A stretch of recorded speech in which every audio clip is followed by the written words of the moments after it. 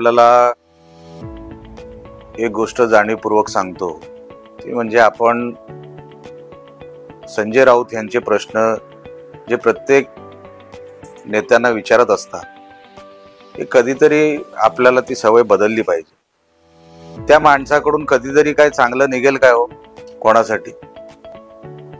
तो काल परवापर्यंत पवार साहेबांची भांडी घासणारा माणूस हा पवार साहेबांवर पण टीका करायला लागला। संजय राऊत यांचं मानसिक संतुलन बिघडलंय। हे काय आता वेगळ्या कुठल्या डॉक्टर कडून सर्टिफिकेटची गरज आता राहिलेली नाही। तरी आपण परत परत त्याच्या बावळटपणाला त्याच्या पुळचटपणाला आपण का म्हणून उत्तर देत बसायचं? एका माजी मुख्यमंत्र्याला कुठल्या तरी समारंभामध्ये पारितोषिक मिळतं, त्याच्यामध्ये ह्याच्या पोटात दुखायचं कारण काय? तुला नाही ना बोलवलं, तुला नाही ना कुठला अवॉर्ड मिळाला, ह्याला कधीतरी अवॉर्ड मिळाला का? कोणीतरी दिलाय का?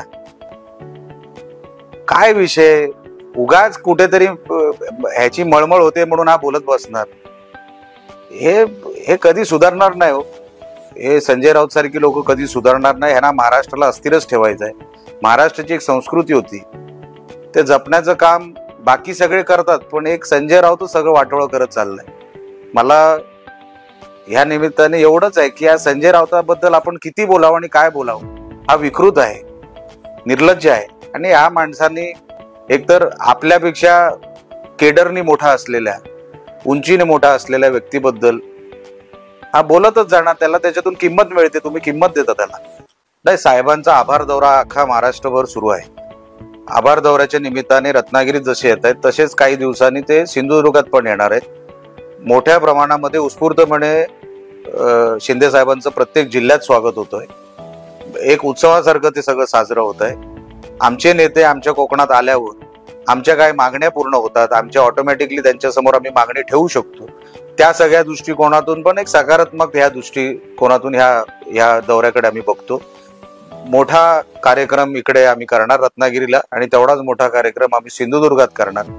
आणि शिंदे साहेबांचं कोकणावर प्रेम आहे आणि कुठलीही आम्ही कामं कोकणाची घेऊन गेलो त्यांनी केली नाही अशी नाही, उलट्या पहिल्या टॉप 3 मध्ये आमची कोकणाची मागणी ठेवली आणि त्या अर्थाने साहेबांच्या दौऱ्याकडे एक वेगळं महत्व आहे आणि मोठ्या उत्साहात आम्ही हा दौरा यशस्वी करणार।